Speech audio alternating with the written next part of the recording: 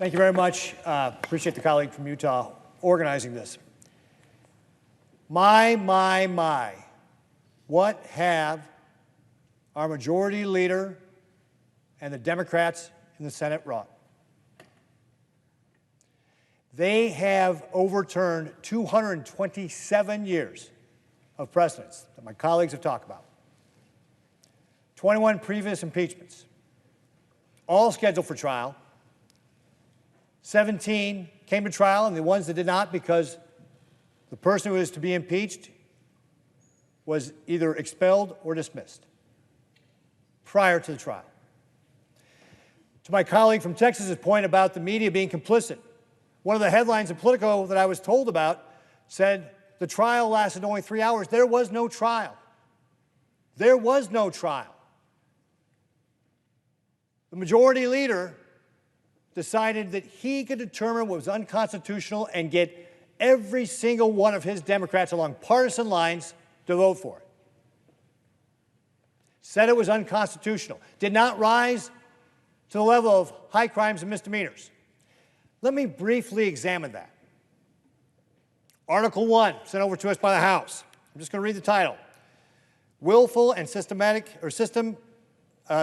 refusal to comply with the law. That's Article 1.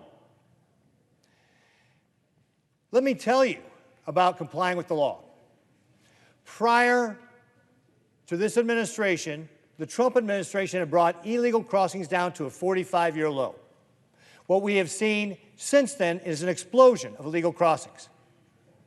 Over 1.7 in the first year of the Biden administration, nearly 2.4 in the second, nearly 2.5 in the third.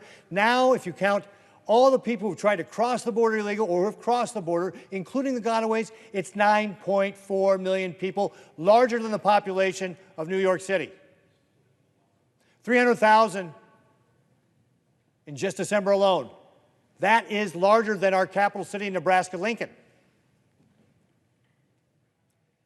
The evidence is right there that we're not doing a good job at the southern border. And why would that be? Well, because Alejandro Mayorkas is complicit in not following the law. In a memorandum Mayorkas sent to Immigration and Customs Enforcement officials in 2021, he said, and I'm going to quote here, "The fact an individual is a removable non-citizen," notice he doesn't even say illegal alien, which is what it says in the law. He says, "The fact that an individual is a removable non-citizen therefore should not alone be the basis for an enforcement action against them." Basically saying, just because you broke the law doesn't mean we have to enforce the law. That right there should tell you he is willfully disregarding the law. Absolutely. Or how about the case of parole, where the law says that it's only supposed to be used on a case-by-case basis in situations where the person has an extreme humanitarian need or it's in the best interest of our country. Under the Obama and the Trump administrations, it was used an average of 5,600 times, paroled 5,600 foreigners in this country between the Obama and Trump administrations on an annual basis.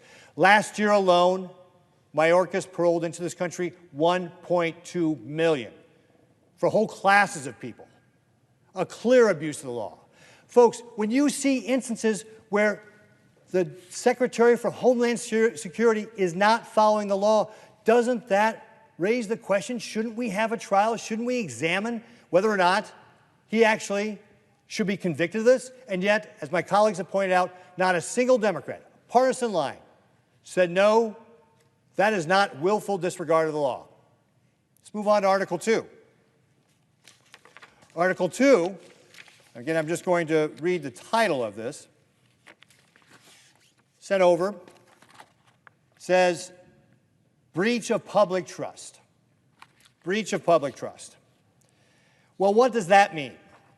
How about misleading Congress? Wouldn't that be a breach of public trust? On April 28, 2022, Mayorkas testified repeatedly in front of the House Judiciary Committee that DHS possessed the operational control of the southwest border, including in accordance with statutory definition. But I just told you how the number of people crossing the border had exploded. My colleague from Texas did a great job of talking about the human suffering this created.